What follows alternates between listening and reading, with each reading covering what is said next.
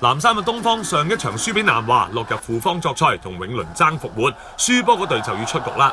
咁東方第一節打得相當之順㗎，李奇嘅表現突出，透波之後單人快攻上籃，隊友嘅單擋嘅製造空間，李奇 catch and shoot 三分波又中，東方能夠喺早段領先，除咗李奇，仲有陳少榮三分波一個、兩個、三個。射順咗三分波後兩步都射得入嘅。咁打完第一節，東方領先25-14，氣勢係相當之好。不過暫時以全華班出戰嘅東方，對住有外援壓陣嘅對手嘅時候，內線就難免輸蝕啦。呢一場進入第二節之後，被對方搶翻唔少分數。鄭錦興呢一球以1敵2，雖然係入得精彩啊，但係永倫嘅何師福多次喺低位爆籃，實在難以阻止。第二節嘅戰情同第一節就對調啦，半場完兩隊打成38平手噃。下半場嘅重新嚟過，陳少榮有傷在身，依然發揮出色，1 on 1個人突破上籃，佢同方成義一樣啊，入咗18分係隊中最多噶。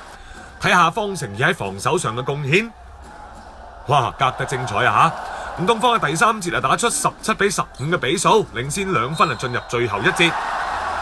正如球員賽前所講啦，呢一場肯定就係要鬥到最後一節嘅硬仗嚟。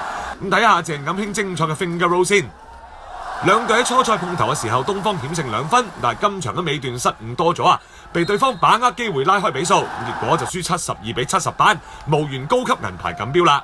其實呢經過個人排賽，我哋見到我哋隊波嘅弱點啦。當我哋個外籍球員 Chris 唔喺個陣中嘅時候，其實個內線個壓力係好大咯。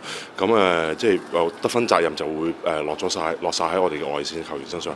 咁其實上半場阿少榮、阿奇都打得好好，不過下半場即係人哋有針對性嘅防守，差到好出嘅時候呢，我哋個得分點就比較少咗。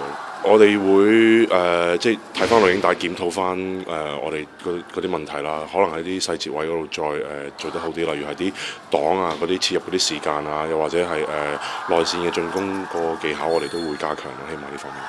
雖然贏唔到高級銀牌，但係喺聯賽繼續努力啦。